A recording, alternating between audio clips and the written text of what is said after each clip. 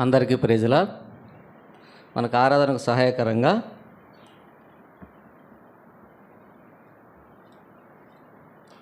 యోహాను సువార్త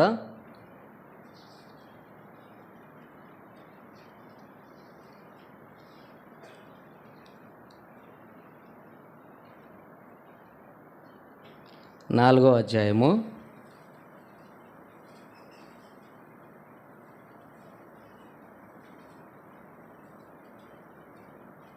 22, 23 కలిసి చదువుదాం.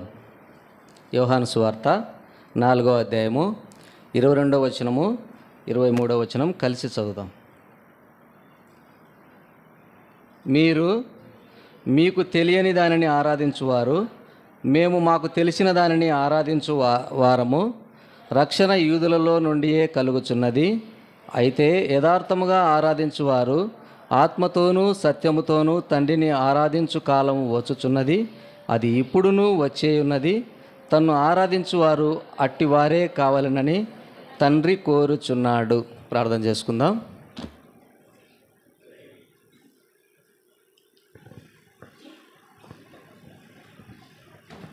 దయగలిగిన దేవా, కృపగలిగిన తండ్రి, నీ పాదాలకు స్తోత్రాలు, వందనాలు చెల్లిస్తున్నాను. ఇంతవరకు పాటల ద్వారా ఘనమైన నీ నామమును స్మరించుకునే కృపను సంఘమంతటికి మాకు ఇచ్చినందుకై స్తోత్రాలు.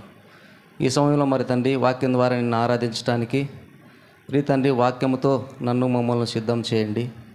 ఇక నిలబడుతున్న నీ దాసుని నన్ను కూడా జ్ఞాపకం చేసుకోనండి. ఇక్కడున్న వారందరికంటే నేను అత్యల్పుడను, తక్కువ వాడను.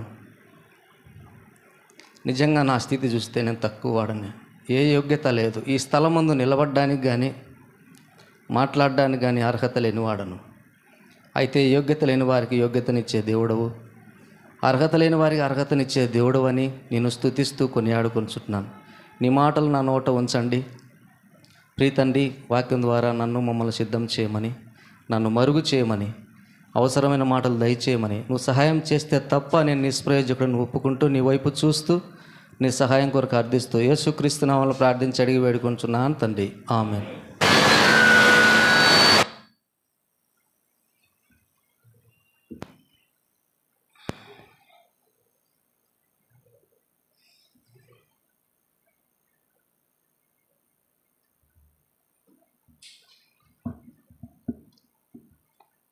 ఆరాధనకు సహాయకరంగా యోహాను సువార్త 4వ అధ్యాయము 22, 23. ఇక్కడ ఈ వచనాలు మనందరికీ తెలిసిన మాటలే. అయితే ఇక్కడ తండ్రి కోరుచున్నాడు అనే మాటకు పుట్టినోట్లు ఏమని వ్రాయబడిందంటే వెదకుచున్నాడు అని వ్రాయబడింది. కాబట్టి దేవుడు వెతికినప్పుడు 2 బ్యాచ్లు కనపడినాయి. అదే పై వచనం 22వ వచనంలో మనము చూస్తాం. ఏమనంటే, మీరు మీకు తెలియని దానిని ఆరాధించువారు, మేము మాకు తెలిసిన దానిని ఆరాధించువారము. యావత్ ప్రపంచమంతా మనం గమనిస్తే 2 బ్యాచ్లను మనం చూడగలం. మొదటి బ్యాచ్ ఏంటంటే తెలియని దానిని ఆరాధించేవారు, అంటే విగ్రహాలకు పూజించేవారు. తమ దేవుడు ఎవరో, ఆయన ఏమై ఉన్నాడో, ఆయన మనకి ఏమి చేసినాడో, దానికి కృతజ్ఞతగా మనమేమి చేయాలనో ఇవన్నీ ఏమి తెలియదు. కాబట్టి మొదటి బ్యాచ్ ఏంటంటే తెలియని దానిని ఆరాధించేవారు, మొదటి గుంపు. రెండో గుంపు తెలిసి ఆరాధించేవారు, రెండవ గుంపు. కాబట్టి దేవాది దేవుడు వెతుకుచున్నాడు అని ఇక్కడ మనము చూస్తున్నాం. ఎవరిని వెతికినాడు అంటే, రండి అపోస్తుల కార్యములు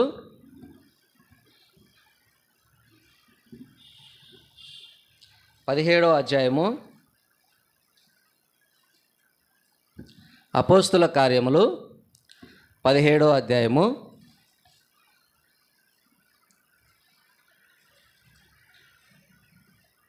23వ వచనం, 22 కూడా. పౌలు అరెయోపాగు మధ్య నిలిచి చెప్పినదేమనగా, ఏథెన్సు వారలారా, మీరు సమస్త విషయంలో అతి దేవతా భక్తి గలవారై ఉన్నట్టు నాకు కనబడుచున్నది. నేను సంచరించుచు మీ దేవతా ప్రతిమలను చూచుచుండగా. కాబట్టి దేవుడు వెతుకుతా ఉన్నాడు. మొదటి బ్యాచ్ కనపడింది. అయితే వారి భక్తి ఎట్లా ఉందంట? ఇక్కడ దేవతా భక్తి గలవారై ఉన్నట్టు నాకు కనబడుచున్నది. తర్వాత మీ దేవతా ప్రతిమలను చూచుచుండగా ఒక బలిపీఠము నాకు కనబడెను. ఒక బలిపీఠము కనబడింది. కాబట్టి ఆ బలిపీఠము దగ్గర ఏమని వ్రాయబడింది అంటే, ఇక్కడ కింది వచనంలోనే వ్రాయబడింది, దాని మీద తెలియబడని దేవునికి, ఏమని వ్రాయబడింది? తెలియబడని దేవునికి ఆరాధించే బ్యాచ్, మొదటి బ్యాచ్. ఏథెన్సు వారలారా. కాబట్టి తండ్రికి వెతుకుతా ఉన్నప్పుడు మొదటి బ్యాచ్ ఆయన దృష్టించినాడు. కాబట్టి వారి యొక్క భక్తి ఎట్లా ఉన్నదంటే, తెలియని దానిని ఆరాధించేవారు. ఇంకా ఏమని వ్రాయబడిందంటే, రండి, రోమా 1వ అధ్యాయము 21వ వచనం. మరియు వారు దేవుని ఎరిగియు ఆయనను దేవునిగా మహిమపరచలేదు, కృతజ్ఞతాస్తుతులు చెల్లింపను లేదు.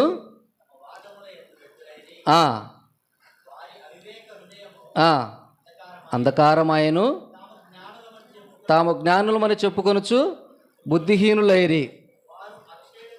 వారు అక్షయుడు దేవుని మహిమను క్షయమగు మనుషుల యొక్కయు పక్షుల యొక్కయు చతుస్పాద జంతువుల యొక్కయు పురుగుల యొక్కయు ప్రతిమా స్వరూపముగా మార్చిరి. వాళ్ళు ఆరాధించే విధం ఎట్లుందంటే విగ్రహారాధన. కాబట్టి ఇవి ఎవరు కలుగజేసినారు? మనుషులు కలుగజేసినారు. కాబట్టి తెలియని దానిని ఒక బలిపీఠం ఉంది. ఆ బలిపీఠం దగ్గర ఏమని వ్రాయబడిందంటే, తెలియని దానిని ఆరాధించడం అని వ్రాయబడింది అక్కడ. కాబట్టి తెలియని దాన్ని వాళ్ళకి ఏమి చేస్తున్నారో వాళ్ళకి ఎరుగరు. అయితే మళ్ళీ ఇక్కడ ఏమని వ్రాయబడింది? వాదిస్తారంట, మాదే గొప్ప, మా దేవుడే గొప్ప, మాదే సత్యం. అయితే ఆ వాదనలోనే వ్యర్థమైన జీవితంలో వాళ్ళు ఉన్నారని వారు ఎరుగరు. ఇంకా ఏమని వ్రాయబడింది అక్కడ వాళ్ళ గురించి? కృతజ్ఞతాస్తుతులు చెల్లించరు లేరంట. ఆ అనుభవమే ఉండదు వాళ్ళకు. ఆ కృతజ్ఞతాస్తుతులు చెల్లించే అనుభవం ఉండదు. వాళ్ళు వ్యర్థులుగా ఉన్నారు. తర్వాత దేవుని మహిమపరిచే పరిస్థితి వాళ్ళకు తెలీదు. అందుకే తెలియని దానిని అని వ్రాయబడింది. ఇంకా ఏమని వ్రాయబడిందంటే అక్కడ, వారి అవివేక హృదయము అంధకారము. కాబట్టి వాళ్ళు ఏమి చేస్తున్నారో వాళ్ళకు తెలియని స్థితి. చీకటిలో గుడ్డోడు ఎట్టబోతాడో అట్నే ఉంది పరిస్థితి. కాబట్టి అంధకారమైన స్థితిలో ఉన్నారు, తెలియక ఆరాధించేవారు. తర్వాత ఏమని వ్రాయబడిందంటే, తాము జ్ఞానులమని చెప్పుకొనుచు బుద్ధిహీనులైరి. మేమే బుద్ధిమంతులం, మాకే జ్ఞానం ఉంది, మాకే తెలివి ఉంది అంటారు. కానీ వాళ్ళకు తెలియకుండానే వాళ్ళు బుద్ధిహీనులని దేవుడు మనకు స్పష్టంగా తెలియజేస్తూ ఉన్నాడు. కాబట్టి తెలియని దానిని ఆరాధించే స్థితి మొదటి బ్యాచ్. కాబట్టి ఎటువంటి ఆరాధన కలిగి ఉన్నారు మొదటి బ్యాచ్ అంటే, మనుషులు కల్పించిన విగ్రహాలను ప్రతిమా స్వరూపములుగా చేసుకొని, ఇది ఒక చెట్టు కనబడితే దానికి ఏదైనా ఒక వింత రూపం ఉందనుకో, ఇదే దేవుడు అంతే. ఇంక బుద్ధి లేదు, బుద్ధిహీనులు అయినారు కదా, ఇదే దేవుడు. ఒక రాయి వింతగా కనబడితే ఇదే దేవుడు. కాబట్టి చెట్టు, పుట్ట, రాయి, రప్ప ఏది కనబడితే అది ఇదే దేవుడు. కాబట్టి తెలియదు, కానీ వాదించడంలో మంచి దిట్ట. అయితే వ్యర్థమైన జీవితంలో ఉన్నారని వారు గ్రహించనూ లేరు. కాబట్టి తెలియని దానిని ఆరాధించే గుంపు మొదటి గుంపు. కాబట్టి రెండవ గుంపు తెలిసి ఆరాధించే గుంపు. కాబట్టి మనం ఏ గుంపో ఇప్పుడు మనకు అర్థమవుతుంది. ఇప్పుడు మనం వాక్యంలో పరిశీలించుకుంటే మనం ఏ గుంపులో ఉన్నామో మనకు అర్థమవుతుంది. ఆరాధించకుండా ఉంటే మొదటి గుంపే. వాక్యాన్ని ఎరిగి ఆరాధిస్తే రెండో గుంపులో ఉంటాం మనం. కాబట్టి మన దేవుడు ఎవరు, మనమెవరము, ఆయన మనకేం చేసినాడు, తర్వాత మనం ఏం చేయాలా, ఇవన్నీ ఎరిగి మనం ఆరాధిస్తాం. అది రెండో గుంపు. కాబట్టి రెండో గుంపు యొక్క అనుభవం, కృతజ్ఞతాస్థుతులు ఉంటాయి మనకు. తెలిసి ఆరాధిస్తాం మన దేవుడు ఎవరు, ఎటువంటి వాడు, ఎటువంటి గుణలక్షణాలు కలిగి ఉన్నాడు. కాబట్టి తెలిసి ఆరాధించే బ్యాచ్లో నీవు నేను ఉన్నామా లేదా అనేది మనము పరిశీలించుకుందాం. రండి, కీర్తనలు రండి యోహాను సువార్త 4వ అధ్యాయము 22-23 వచనంలో, అయితే యథార్థముగా ఆరాధించువారు ఆత్మతోనూ సత్యముతోనూ తండ్రిని ఆరాధించు కాలము వచ్చుచున్నది, అది ఇప్పుడును వచ్చే ఉన్నది. కాబట్టి ప్రభు ఇచ్చే తలంపు ఏంటంటే ఇక్కడ యథార్థముగా ఆరాధించేవారు, యథార్థముగా. కాబట్టి ఆరాధించడానికి వచ్చిన నీవు నేను ఏ విధంగా ఆరాధించాలి అంటే యథార్థముగా ఆరాధించాలంట. కాబట్టి యథార్థముగా ఆరాధించువారు కావాలని, అట్టివారు కావాలని తండ్రి కోరుతా ఉన్నాడు. కాబట్టి యథార్థముగా ఆరాధించేవారు కావాలి, యథార్థముగా ఆరాధించు వారు కావాలని ఈయన కోరుతా ఉన్నాడు. ఈయన ఎవరు? ప్రశ్న రావాలి మనకు. ఎవరయ్యా ఈయన? యథార్థంగా ఆరాధించాలంటున్నాడే, ఎవరైనా? రండి, ఎవరో బైబిల్లో మనకు పరిచయం చేస్తుంది. కీర్తనలు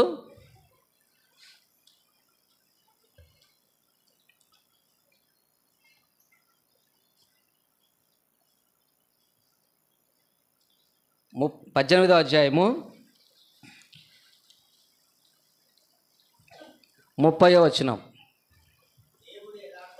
దేవుడు యథార్థవంతుడు. చాలు. కాబట్టి ఎవరయ్యా అయినా యథార్థముగా ఆరాధించువారు కావాలా, అట్టివారు కావాలని కోరుతా ఉన్నాడు, ఒక కోరికను తెలియజేస్తూ ఉన్నాడు.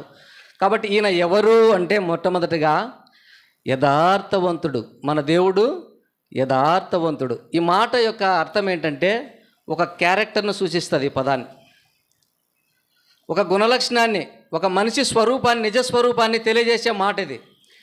యథార్థత అనే మాట ఒక క్యారెక్టర్కు సంబంధించిన మాట. లోపల ఒకటి బయట ఒకటి మాడితే అది యథార్థత కాదు. లోపల ఏముంటుందో బయటికి అదే కనుపరిచేవాడు యథార్థపరుడు. అది కష్టం కానీ నష్టం కానీ ఏమన్నా సరే, భూమి తలకిందులు కానీలే. కాబట్టి మన దేవుడు ఎటువంటి వాడు అంటే మొట్టమొదట యథార్థవంతుడు. ఇంకా రండి, కీర్తనలు 92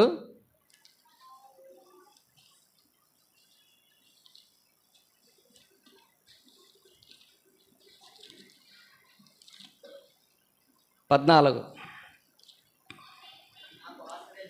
నాకు ఆశ్రయదుర్గమైన యెహోవా యథార్థవంతుడనియు ఆయన యందు ఏ చెడుతనం లేదనియు. కాబట్టి యథార్థవంతుడైన మన దేవుడు ఎట్లా మనకు కనబడుతున్నాడంటే ఆయన యందు ఏ చెడుతనం లేదంట. అది యథార్థత అనే పదానికి ఏంటయ్యా అర్థం అంటే ఒక క్యారెక్టర్ను సూచిస్తుంది. ఆయన యొక్క గుణలక్షణము, ఆయన యొక్క మంచితనము, ఆయన క్యారెక్టర్ ఏంటంటే ఏ చెడుతనము లేని దేవుడు ఆయన. అటువంటి యథార్థవంతుడు మన దేవుడు, చెడుతనము లేని యథార్థవంతుడు. తర్వాత రండి, ద్వితీయోపదేశకాండము 32:4.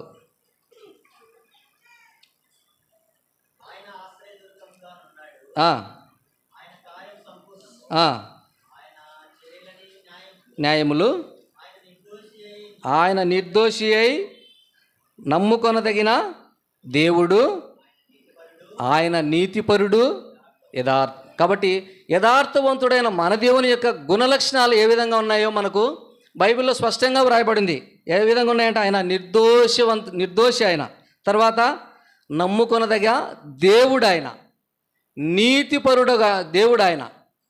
కాబట్టి ఆయనలో ఏ దోషము లేదు, నమ్ముకోదగిన దేవుడు, నీతిపరుడైన యథార్థవంతుడు ఆయన. ఇంకా ఏమని వ్రాయబడిందంటే కీర్తనలు 33:4.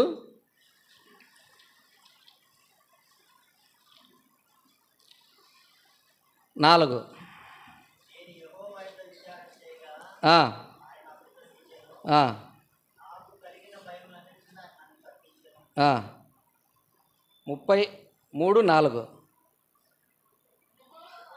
యెహోవా వాక్యము కాబట్టి ఆయన యథార్థవంతుడు, ఆయన గుణలక్షణాలు మనము చూసినాం. కాబట్టి ఆయన వాక్కు ఎటువంటిదంట? యథార్థమైనది ఆయన వాక్కు. కాబట్టి ఆయన వాక్కు కూడా యథార్థమైనది. తర్వాత రండి, కీర్తనలు 19:7.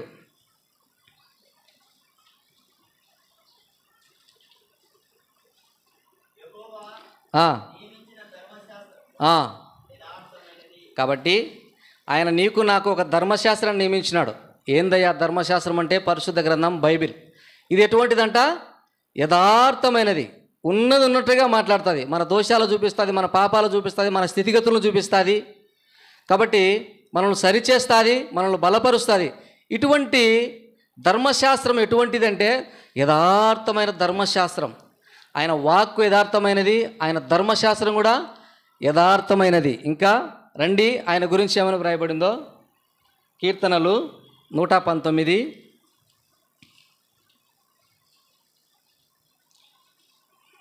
128.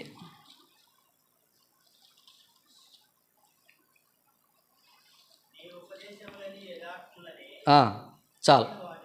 కాబట్టి ఆయన ఉపదేశములు ఏ విధంగా ఉన్నాయంట? మనకు యథార్థములు, కట్టుకథలు కాదు, కల్పనా కథలు కానే కాదు. ఆయన ఉపదేశాలు ఎట్లుంటాయంటే యథార్థములు, ఉన్నది ఉన్నట్టుగా పరిశుద్ధాత్ముడు మనకు తెలియజేస్తాడు. మన తప్పు ఉందా తెలియజేస్తాడు, మనల్ని బలపరచాలన్నా తెలియజేస్తాడు, మనల్ని సరిచేయాలన్నా తెలియజేస్తాడు. కాబట్టి ఆయన ఉపదేశములన్నీ యథార్థం. కాబట్టి ఇటువంటి గొప్ప దేవుడు మన దేవుడు. ఇంకా ఏమని వేయబడిందంటే యెషయా 45:19.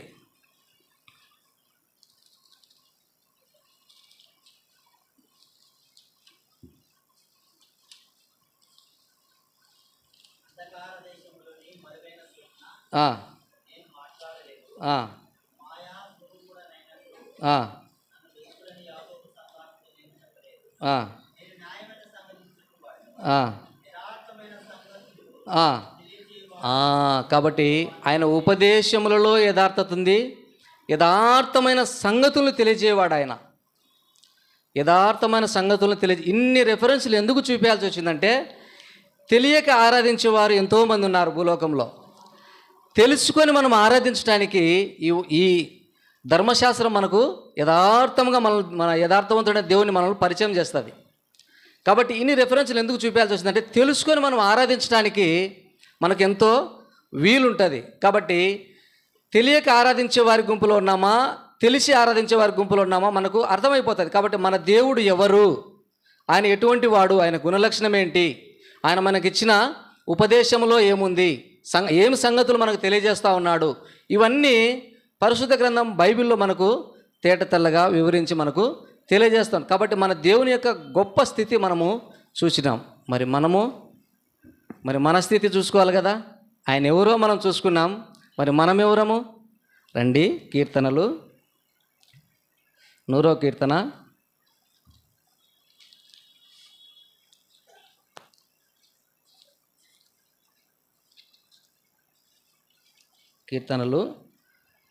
100వ కీర్తన 3వ వచనం.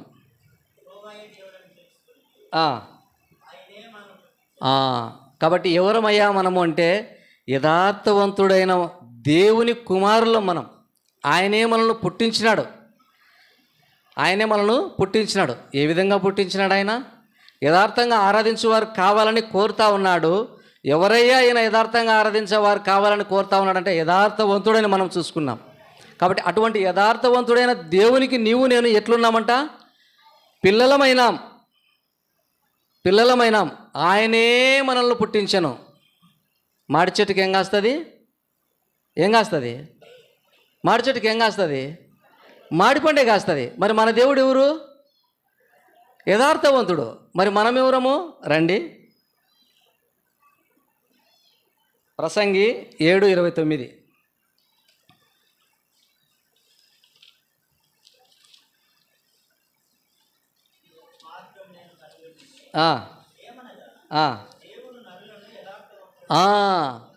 కాబట్టి మన దేవుడు యథార్థవంతుడు.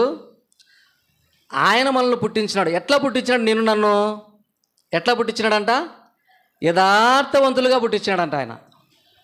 కాబట్టి యథార్థవంతుడైన దేవునికి యథార్థవంతులమైన పిల్లలము. ఇది వినడానికి బాగానే ఉంటుంది. ఇంకా తర్వాత చూస్తే మీకా 7:2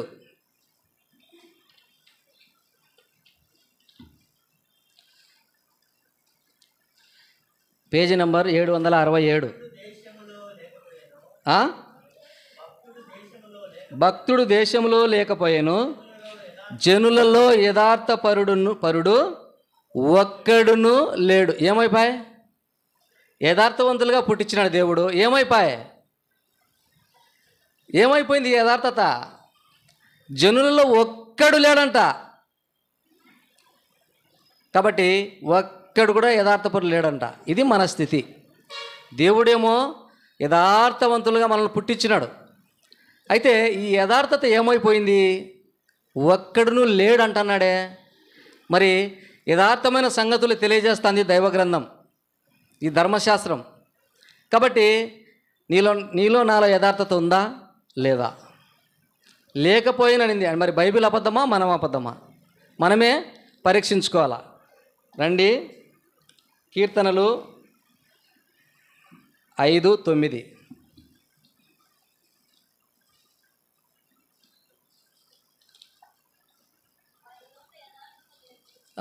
చాలమ్మా. వారి నోట యథార్థత లేదు, ఒక్కడును లేడంట యథార్థవంతుడు. ఇక్కడ వారి నోట యథార్థత లేదు అంటే ప్రతి మనిషి జీవితంలో యథార్థత కనబడలే, ప్రతి మనిషి నోటిలో యథార్థత కనబడలే. ఈ స్థితి ఎట్లొచ్చింది నీకు నాకు? ఈ స్థితి ఎట్లొచ్చింది నీకు నాకంటే రండి, ఆదికాండము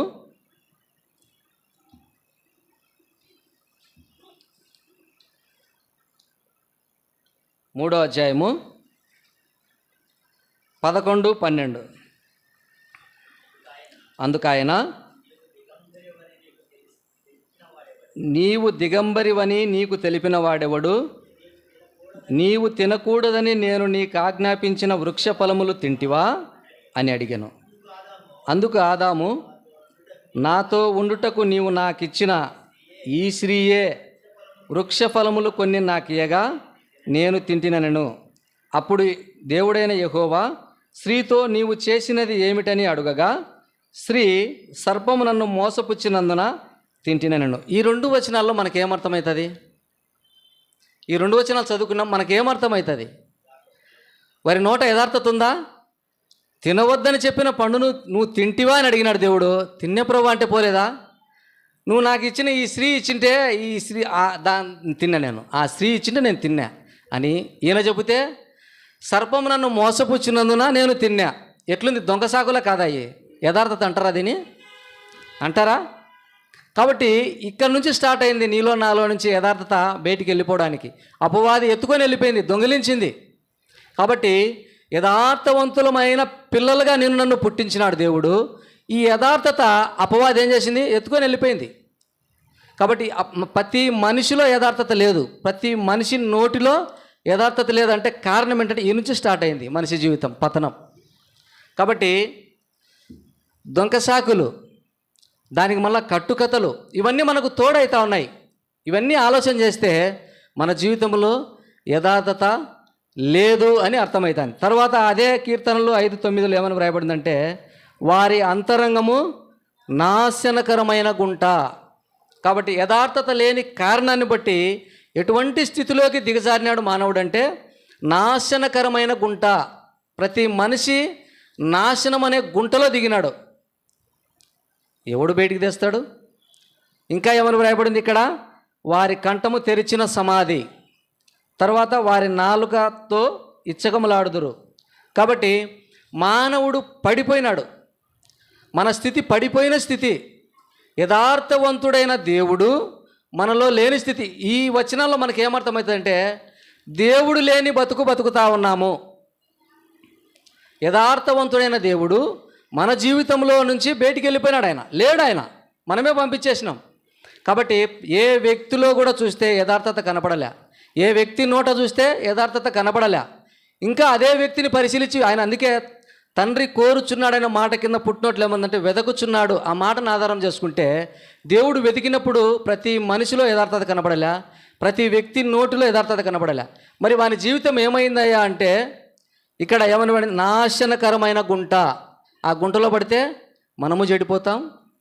మనల్ని అనుసరించి, మన మాటలను అనుసరించి మనల్ని వెంబడించిన వారు కూడా మనము చెడగొడతాం. కాబట్టి మనము చెడిపోయేది కాక ఇతరులను కూడా చెడగొట్టే స్థితిలోకి నీవు నేను వచ్చాం. అది దేవుడు చూస్తూ ఉన్నాడు. కాబట్టి పడిపోయిన స్థితి, చెడిపోయిన స్థితి, లేవలేని స్థితి నీది నాది. ఇంకా ఏమని వ్రాయబడిందంటే రండి, హబక్కుకు 2:4.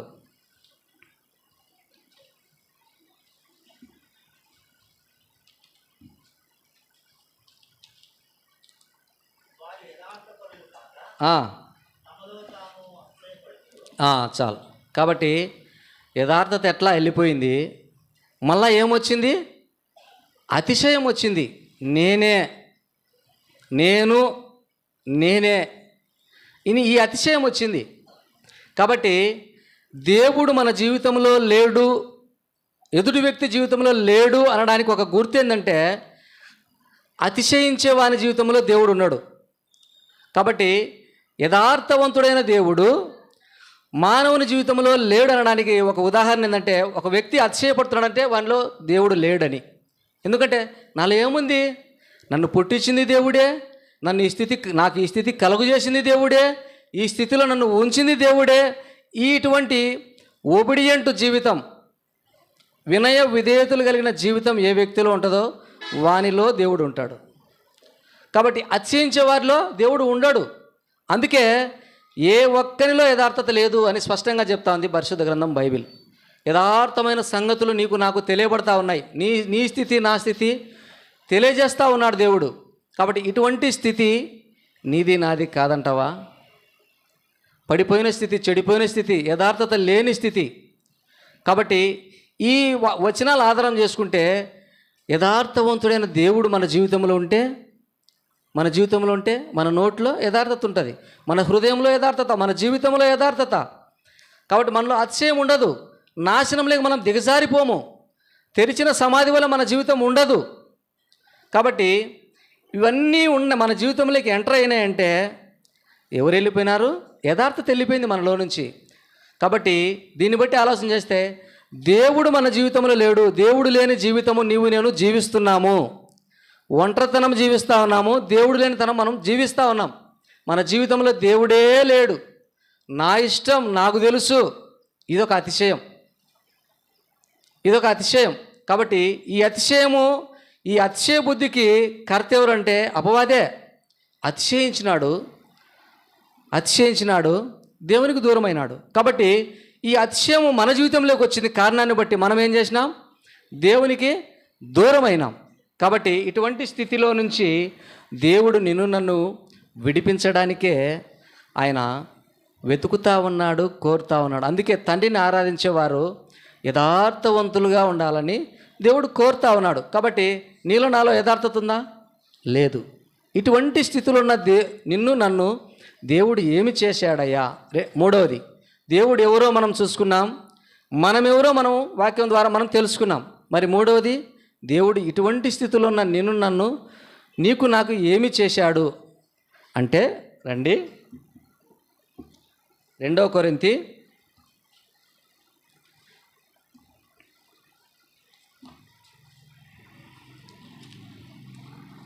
8వ అధ్యాయము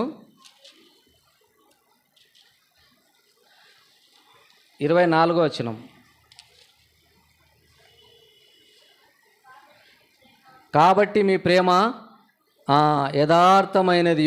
కాబట్టి ఇటువంటి స్థితిలో ఉన్న నిన్ను నన్ను దేవుడు చూచి వదిలిపెట్టినాడా? లేదు. ఎటువంటి ప్రేమ చూపించినాడు నీపైన నాపైన అంటే యథార్థమైన ప్రేమ చూపించినాడు. ఆయన యథార్థమైన ప్రేమ చూపించినాడు. ఇది సత్యం. కాబట్టి నిన్ను నన్ను ప్రేమించినాడు అనడానికి, యథార్థమైన ప్రేమ చూపించినాడు అనడానికి ఆయన ఇచ్చిన ధర్మశాస్త్రమే మనకు ఒక గుర్తు. అందుకే ఆయన ధర్మశాస్త్రం యథార్థం. కాబట్టి ఎటువంటి ప్రేమ నీపైన నాపైన దేవుడు చూపించినాడు అంటే యథార్థమైన ప్రేమ చూపించినాడు. ఆయన కపటమైన ప్రేమ చూపిలే ఆయన. కాబట్టి కపటమైన ప్రేమ నీపైన నాపైన చూపిలే. అదే 2 కొరింథీ 8:8లో వ్రాయబడింది. ఇక్కడ ఆజ్ఞపూర్వకముగా మీతో చెప్పుటలేదు, ఇతరుల జాగ్రత్తను మీకు చూపుట చేత మీ ప్రేమ ఎంత యథార్థమైనదో పరీక్షింపవలనని చెప్పుచున్నాను. కాబట్టి ఎటువంటి ప్రేమ చూపించినాడో పరీక్షించవలని చెప్పుచున్నానని పరిశుద్ధ గ్రంథం బైబిల్లో వ్రాయబడింది. కాబట్టి ఎటువంటి ప్రేమ చూపించినాడు నీపైన నాపైన అంటే యథార్థమైన ప్రేమ చూపించినాడు. పరిశుద్ధ గ్రంథం బైబిల్లో పరిశీలిస్తే మనము యథార్థమైన ప్రేమ చూపించినాడు. ఆ కింది వచనంలో వ్రాయబడింది ఆయన ఎవరు, భూలోకానికి ఎందుకు వచ్చినాడో వ్రాయబడింది. కాబట్టి ప్రతి మానవుని స్థితిగతిని మార్చడానికి ఆయన భూలోకానికి వచ్చినాడు. కాబట్టి యథార్థమైన ప్రేమ చూపించినాడు. అటువంటి ప్రేమ చూపించి యథార్థంగా భూలోకానికి దిగి వచ్చినాడు. ఆయన దొంగచాటుగా రాలే. ఒక కన్య మరియ గర్భాన జన్మించినాడు. ప్రపంచమంతా చూచింది. అది యథార్థమైన సంగతి, యథార్థమైన ఉపదేశము పరిశుద్ధ గ్రంథం బైబిల్ ద్వారా నీకు నాకు తెలియజేయబడతా ఉన్నది. కాబట్టి ఆయన యథార్థంగా వచ్చినాడు. యథార్థంగా నా స్థితిగతులను మార్చడానికి, అటువంటి స్థితిలో నుంచి నన్ను విడిపించడానికి దేవుడు ఏమైనాడంట, కలువరిశిల్లో బలైనాడు. యథార్థం కాదంటావా? అది దొంగచాటుగా జరిగిందా? యావత్ ప్రపంచమంతా ఆయన శిలువలో బలైనప్పుడు చూసి సృష్టి ఏమైందంట, తల్లకిందులైందంట. భూమి నెరవిడిచిందంట. కాబట్టి ఆకాశము మేము చూడలేము అని మబ్బులు గమ్మినాయంట. యథార్థమైన సంగతి కాదా? యథార్థవంతమైన దేవుడు యథార్థమైన ప్రేమ నీపైన నాపైన చూపిస్తున్నప్పుడు సృష్టి చూడలేకపోయింది. ఇది యథార్థమైన సంగతి కాదంటావా? యథార్థమైన ఉపదేశము కాదంటావా? కాబట్టి నా స్థితిగతిని మార్చడానికి ఆయన యథార్థమైన ప్రేమ చూపించినాడు. కలువరిశిల్లో తన ప్రాణాన్ని పెట్టినాడు, తన రక్తాన్ని గార్చినాడు. ఆ రక్తం ద్వారా కోల్పోయిన యథార్థతను, కోల్పోయిన స్థితిని నీకు నాకు దేవుడు ఇచ్చాడు, ఒక బహుమానంగా ఇచ్చాడు. కోల్పోయిన స్థితిని నీకు నాకు దేవుడు బహుమానంగా ఇచ్చినాడు ఆయన. యథార్థమైన సంగతి ఇది. యథార్థత లేదు అంటే యథార్థవంతుడైన దేవుడు లేడు అని.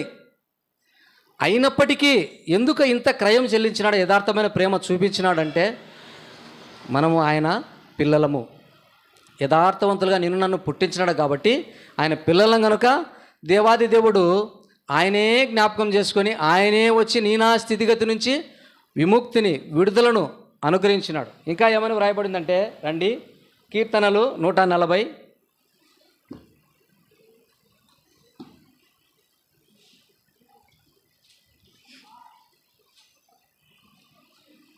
13.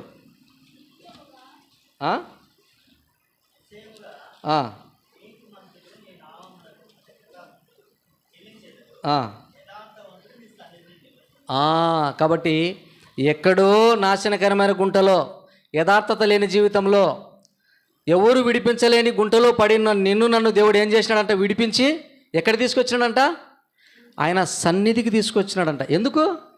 ఆయన సన్నిధిలో నివసించడానికి. ప్రతి కష్టం వచ్చినా, ప్రతి బాధ వచ్చినా, ప్రతి వ్యాధి వచ్చినా, ప్రతి ఇరుకు ఇబ్బందులు వచ్చినా ఎక్కడికి పోతాడు క్రైస్తవుడు?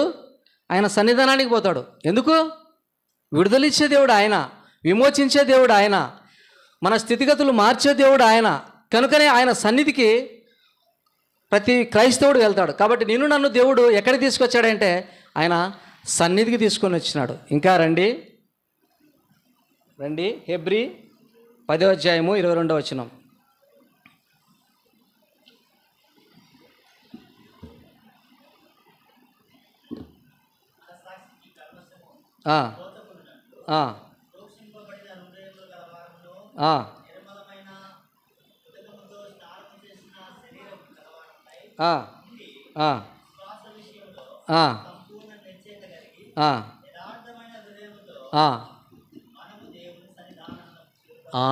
కాబట్టి యథార్థత లేని నీకు నాకు దేవుడు యథార్థత ఇచ్చినాడు. యథార్థమైన హృదయముతో ఎక్కడికి చేరాలంట? ఆయన సన్నిధానానికి చేరాలంట. చేరినమా లేదా?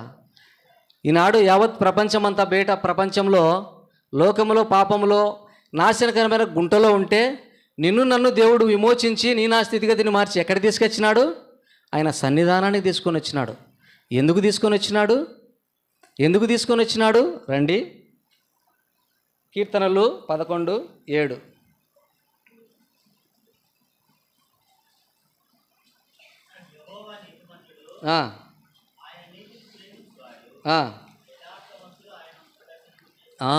ఎందుకు తీసుకొని వచ్చినాడు అంటే ఆయన ముఖదర్శనాన్ని చేసుకోవడానికి తీసుకొని వచ్చినాడు. ఆయన సన్నిధికి ఆయన ముఖదర్శనాన్ని చేసుకోవడానికి ఆయన సన్నిధి తీసుకొని వచ్చినాడు ఆయన. కాబట్టి ఏముందయ్యా ఆయన ముఖంలో? యథార్థవంతుడు ఆయన. కాబట్టి నేను యథార్థవంతుడను కాను ప్రభువా, కాబట్టి యథార్థవంతుడనై నీ సన్నిధిలో చేరడానికి నువ్వే కృపనిచ్చినావు దేవుడా. ఆయన ముఖదర్శనం చేసుకోవడానికి దేవుడు ఆయన సన్నిధి తీసుకొని వచ్చినాడు ఆయన. కాబట్టి ఆయన ముఖదర్శనం చేసుకోవడంలో ఈ సంగతి తెలుసుకున్నప్పుడు మనకు సంతోషమా కాదా? తప్పిపోయిన స్థితి నుంచి, పడిపోయిన స్థితి నుంచి, నాశనకరమైన గుంటలో నుంచి, యథార్థత లేని జీవితంలో నుంచి దేవుడు నన్ను విడిపించినప్పుడు మనకు సంతోషమా కాదా? నదిలో కొట్టుకొని పోతా అంటే ఆ మనిషిని తీసుకొని వచ్చి బయట కూర్చోబెడితే సంతోషమా కాదా? మరి ఇటువంటి సంతోషం ఆరాధనలో నేను ఎందుకు చూపించలేకపోతున్నాం? ఎందుకు కనపరచలేకపోతున్నాం? ఆయన ముఖదర్శనం చేసుకున్నప్పుడు, తన స్థితిని గుర్తు చేసుకున్నప్పుడు ఖచ్చితంగా దుఃఖం వస్తుంది, మనసులో సంతోషం కూడా ఉంటుంది. కాబట్టి ఆ సంతోషాన్ని చూడాలనే దేవుడు కోరుతా ఉన్నాడు. అందుకే ఇక్కడ భక్తుడు ఏమని సెలవిస్తా ఉన్నాడంటే, నీ సంతోషము నా కొసగితివి, నీ సంతోషము నా కొసగితివి, నా సంతోషము పరిపూర్ణముగా, నా సంతోషము పరిపూర్ణముగా కావలయు నన్ని కోరిన ప్రభువా, అవలయు నన్ని కోరిన ప్రభువా, యేసు ప్రభుని ముఖ దర్శనము చే నా ప్రతి ఆశను తీర్చుకొందును, నా ప్రతి ఆశను తీర్చుకొందును. కాబట్టి ఈ సంతోషంలో పాలు పొందాలని దేవుని యొక్క కోరిక. తప్పిపోయిన కుమారుడు మళ్ళీ తిరిగి తండ్రి యొద్దకు చేరినప్పుడు సంతోషమా కాదా? కాబట్టి ఒక పాపి రక్షింపబడినప్పుడు పరలోకంలో సంతోషం. కాబట్టి తప్పిపోయిన స్థితి నుంచి, పడిపోయిన స్థితి నుంచి, యథార్థత లేని స్థితిలో నుంచి దేవుడు నన్ను విడిపించినాడు. కాబట్టి ఆ సంతోషాన్ని మనలో పరిపూర్ణంగా చూడాలని దేవుడు కోరుతా ఉన్నాడు. కాబట్టి ఈ సంతోషాన్ని అనుభవిస్తున్న నేను ఏం చేయాలంటే ఆయన ముఖదర్శనానికి, ఆయన సన్నిధికి చేరినాం. ఎందుకు చేరినామంటే ఇక్కడ వ్రాయబడింది, యథార్థవంతులు ఏం చేస్తారంట? ముఖదర్శనం చేస్తారంట. ఇంకా ఏమని వ్రాయబడిందంటే అక్కడ స్తుతులు చెల్లిస్తారంట. కాబట్టి స్తుతులు చెల్లించుట యథార్థవంతులకు శోభస్కరము. కాబట్టి స్తుతులు చెల్లించే స్థితిని నాకు ఇచ్చినాడు. మొదటి బ్యాచ్లో ఏం లేదంట, కృతజ్ఞతాస్తుతులు చెల్లించే అనుభవం వాళ్ళకు లేదు. మరి రెండో బ్యాచ్కి ఏమి ఇచ్చినాడు దేవుడు? తెలుసుకొని ఆరాధించే కృపనిచ్చినాడు. కృతజ్ఞతాస్తుతులతో ఆయన సన్నిధానానికి చేరి మన హృదయాన్ని కుమ్మరిస్తూ సంతోషభరితులమై, ఇటువంటి స్థితిలో నుంచి నాకు విమోచన ఇచ్చాము దేవాన్ని, సంతోషభరితులమై ఆయన సన్నిధిలో చేరి ఆయన ముఖదర్శనము చేసుకొని మనము హృదయపూర్వకంగా ఆరాధించే కృపనిచ్చినాడు. చాలదా? కాబట్టి ఇట్టి కృపను నాకు దయచేసిన దేవుని మనము హృదయమారా ఆరాధించ బద్ధులమై ఉన్నాం.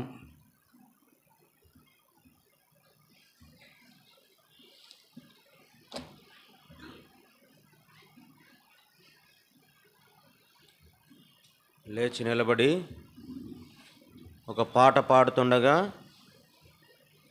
సండే స్కూల్ పిల్లలు సండే స్కూల్కు వెళ్తారు.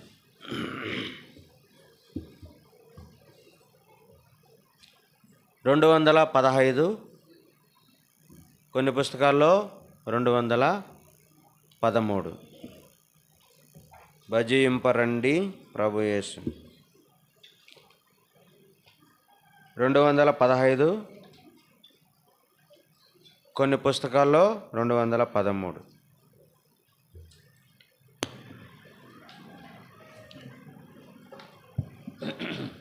సండే స్కూల్కు మీ పిల్లలందరినీ కూడా ఇక్కడ పెట్టుకోకుండా పంపాలని మనవి చేస్తున్నాం.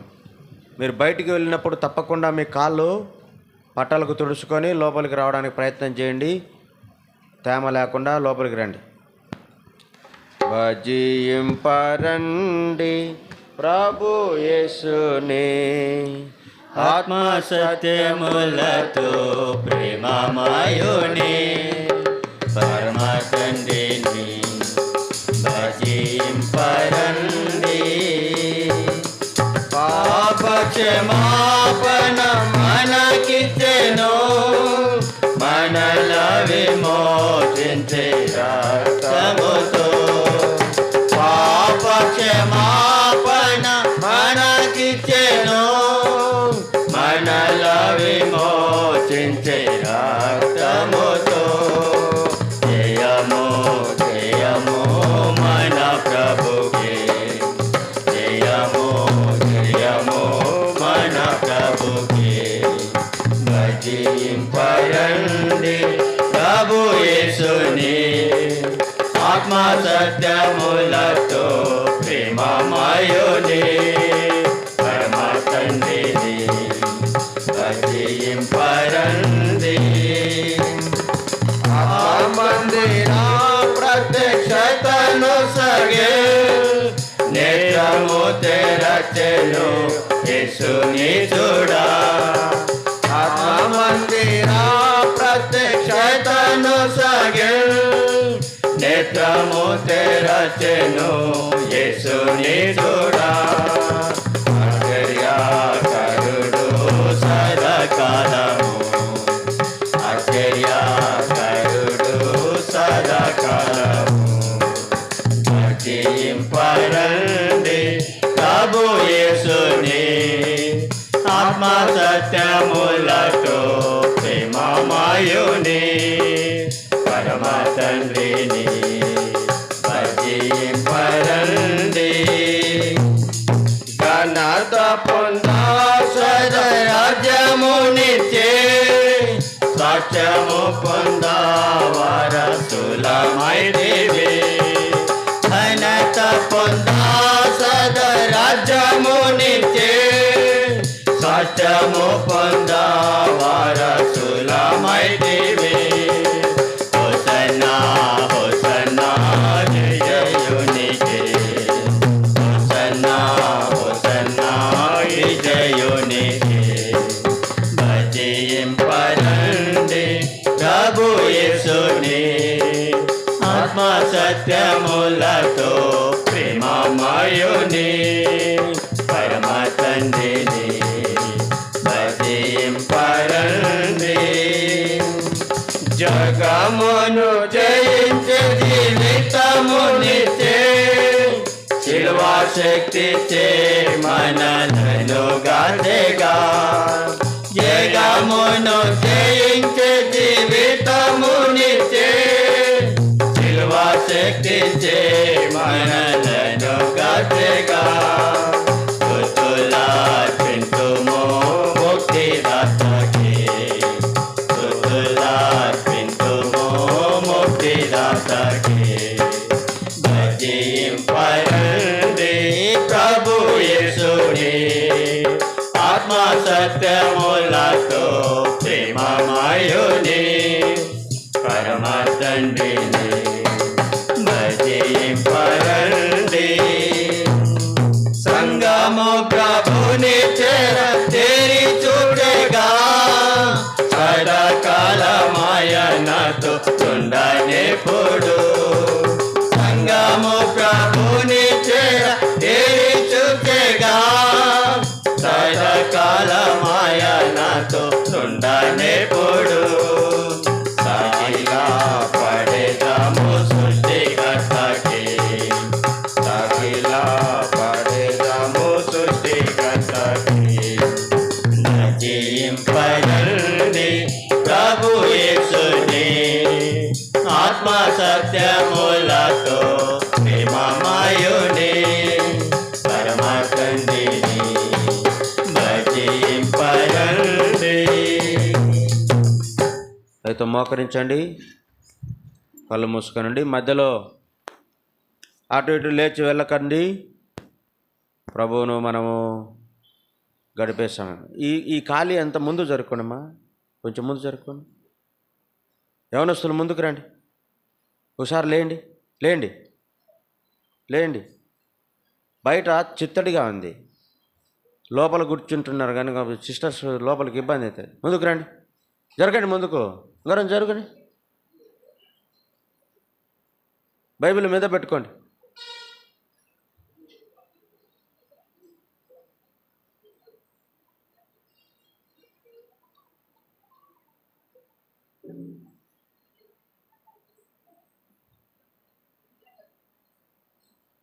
మీరు జరిగేదాకా ఏం చేయలేమ్మా, ముందు జరగాల. వినండి, జరగండి ముందుకు. బయట చిత్తడిగా ఉంది, బుడదగా ఉంది కదా, మీరే స్థలం అంతా కూర్చుంటేట కూర్చోండి.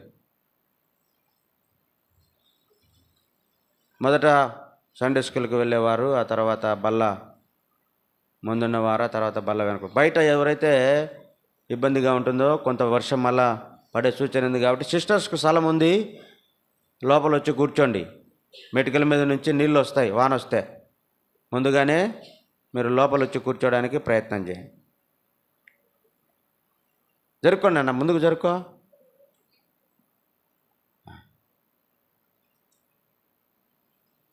ప్రారంభించండి.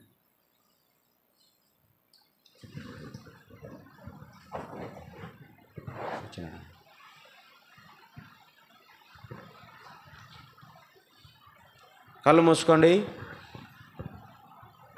ప్రేమగల తండ్రి, నమ్మకమైన దేవానికి వందనం స్తోత్రం చెల్లించుకుంటున్నాను. గడిచిన వారమంతా కూడా కాపాడి మరొక ప్రభుదినాన ఉదయకాల సమయంలో నీ మందిర ఆవరణంలో చేరి నేను ఆరాధించే కృపణ ధన్యతను మీరు నాకు అనుగ్రహించినందుకే వందనాలు. యోగ్యత అర్హతల్ని నన్ను కూడా మీరు ప్రేమించి లోకం నుంచి నన్ను ఏర్పరచుకొని మీకు ఉచితమైన గొప్ప రక్షణ మీరు నాకు ఇచ్చిన జీవంగల దేవుని సేవించే భాగ్యం ఇచ్చిన ప్రభా. అన్నాడు వారు తెలియని దాన్ని ఆరాధించారని, మరి ప్రభా మేము మాకు తెలిసిన దాన్ని ఆరాధిస్తున్నామని సృష్టికర్త అయిన నిన్ను నేను ఎరిగి తెలుసుకొని ప్రభా నేను సేవించే గొప్ప ధన్యతను నేను ఆరాధించే కృపను మీరు నాకు అనుగ్రహించినందుకే వందనము చెల్లించుకుంటున్నాను. దయగల తండ్రి, మరి ప్రభా మీరు యథార్థవంతులు నాయన, మరి పరిశుద్ధులు, నీతిమంతుడు, నీతిగల న్యాయాధిపతి అయినటువంటి దేవుడు లోకంలో నన్ను కూడా మీరు ఏర్పరచుకొని నేను కూడా యథార్థంగా ప్రభా నీ ఒక దర్శనం కలిగి నాయన నీ సంధిలో గడిపే కృపను ధన్యతను నేను కూడా కలిగి ఉండాలని నేను లోకం నుంచి ప్రత్యేకించుకొని దేవా నేను పొందవల శిక్ష అవుతున్న మీరు పొంది మీ ఉచితమైన రక్షణ మీరు నాకు అనుగ్రహించినారు. దేవజయంగల దేవుని సేవించి ఆరాధించి కృపనిచ్చినారు. పాపం నుంచి నిత్య నాశ నరకం నుంచి నన్ను విడిపించినారు. సృష్టిని పూజించకుండా సృష్టికర్త నిన్ను సేవించే భాగ్యమును మీరు నాకు అనుగ్రహించినందుకే వందనాలు. దయగల తండ్రి, నిజంగా నా నిర్మాణకుడు, నన్ను కలగజేసిన దేవుడు, నిజంగా నీ ప్రేమను బట్టి నీకు వందనము చెల్లించుకుంటూ నేను రక్షించిన నాటి నుంచి నేటి వరకు నాకు దేవుడుగా తండ్రిగా బ్రహ్మ నీ కృపలో నీ కాపుదలో నీ భద్రతలో నన్ను భద్రపరుస్తూ నన్ను నడిపిస్తున్నందుకై వందనము చెల్లించుకుంటూ నా జీవితంలో మీరు చేసిన ప్రతి మేలును బట్టి నీకేమీ చెల్లించగలను నాయన. ఉదయకాల సమయంలో నాకు కొద్ది స్తుతి ఆరాధన ప్రభులకు ప్రభు రాజులకు రాజు అయిన యేసుక్రీస్తు నామములు అర్పించి ఆరాధిస్తున్నాను తండ్రి. ఆమేన్. బల్ల ముందున్నవారు వంట పరిచయకు వెళ్ళేవారు, తర్వాత బల్ల ముందున్నవారు చేయండి.